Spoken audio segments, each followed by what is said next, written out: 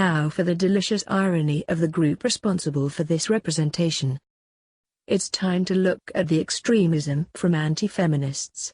And I'm speaking about a specific type of anti-feminist. As we all should know, killings from misogyny would trump killings from misandry. The extremism of the manosphere, and men consumed with vilifying feminism, will be the focus here.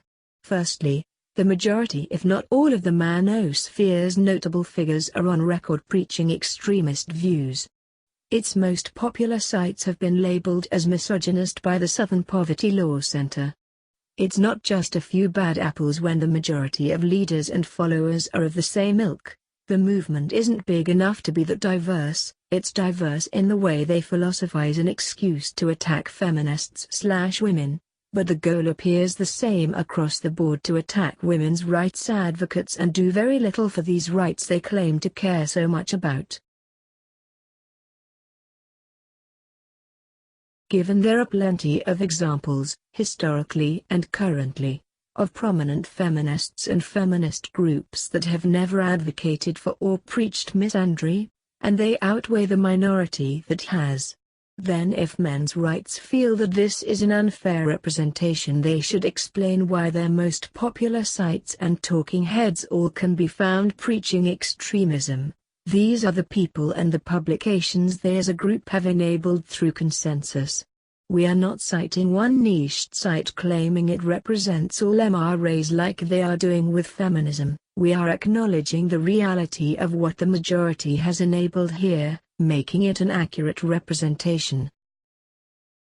There is a difference between movements which have extremists and movements that are extremist. Where you draw the line is subjective. For instance, there has been far more violence in the Buddhist religion than there has ever been in the feminist movement, and that still doesn't warrant enough for grand-scale fear-mongering and demonization of Buddhists. Yet feminism, who comparatively has very little extremism, is the movement these people are telling you to fear, hate and spend your time on. A political movement or ideology that spans longer than a century is bound to be wide and diverse. For every pro-censorship feminist in history you have an anti-censorship feminist in history. For every sex-negative feminist in history you have a sex-positive feminist in history. Anyone who has a genuine interest in historical movements knows feminists are famous for infighting, and these nuanced range of arguments are mostly made theoretically, causing little to no impact on society or law. So what separates a movement with extremists from an extremist movement? How do we judge this? Firstly, one should look at the historical actions of a movement at a macro level, judge its doctrines, and then look at the actions and views of its notable figures. What has been done? What is being preached, and how are they trying to achieve their goals? When the majority of the notable figures of a movement are hateful, that's a good indication the movement itself is hateful and reactionary. When the movement has done little to help anybody and it's more focused on attacking people who aren't even the cause of harm, that's telling. Every group can be stereotyped by its worst aspects, but it's only when the worst aspects are empowered by the collective that the movement itself becomes extremist.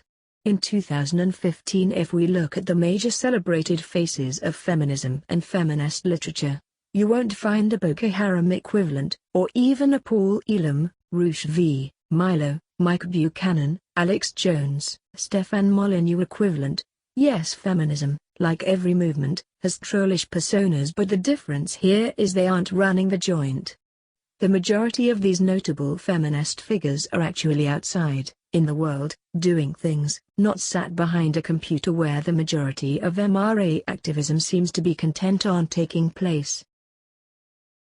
Given my first video addressed the extremists of feminism, it's important that we look at the extremism from anti-feminists. Because surely if anti-feminists were more dangerous than feminist extremists, any intellectually honest person would concentrate on bringing more attention to the bigger threat, right?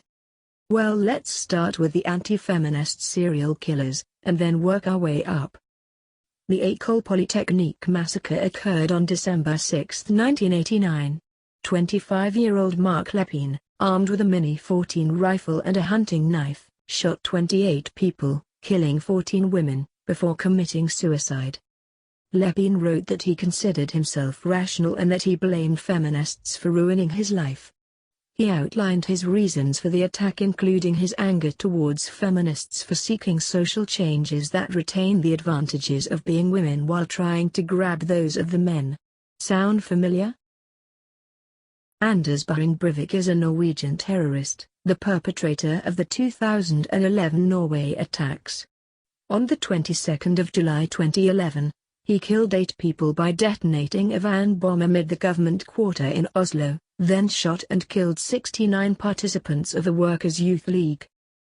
The female manipulation of males has been institutionalized during the last decades and is a partial cause of the feminization of men in Europe.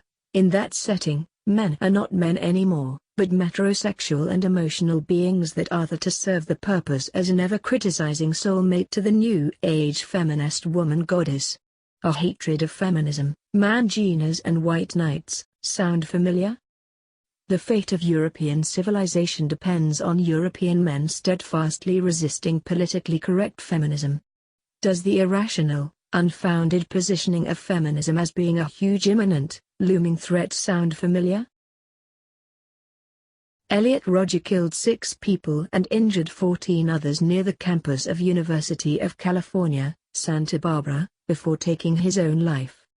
If we can't solve our problems, we must destroy our problems. One day incels will realize their true strength and numbers and will overthrow this oppressive feminist system. Start envisioning a world where women fear you. I'll take great pleasure in slaughtering all of you. You will finally see that I am, in truth, the superior one. The true alpha male. Thomas James Ball doused himself with gasoline and set himself on fire just outside the Cheshire County, New Hampshire, courthouse. He was dead within minutes. In a lengthy last statement, Tom Ball told his story. All he had done, he said, was smack his 4-year-old daughter and bloody her mouth. Feminist-crafted anti-domestic violence legislation did the rest. 25 years ago, he wrote, the federal government declared war on men. It is time to see how committed they are to their cause. It is time, boys, to give them a taste of war.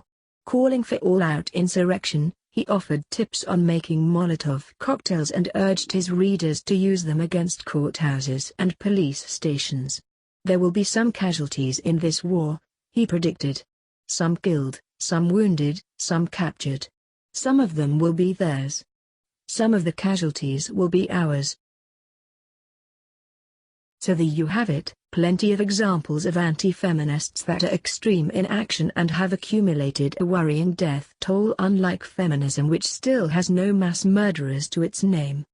Isn't it ironic that anti-feminists are evidently more dangerous than the group they are trying to demonize?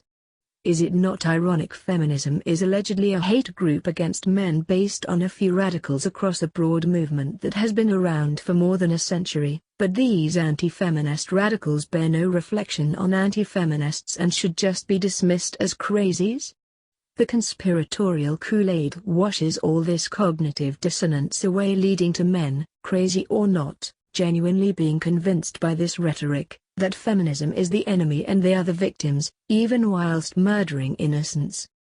If only there was a clear disconnect between the leaders of this movement and the crazies of this movement, that could make for a good defense. But the general propagated theme of a serious, looming, conspiratorial threat from feminism remains the same across the board.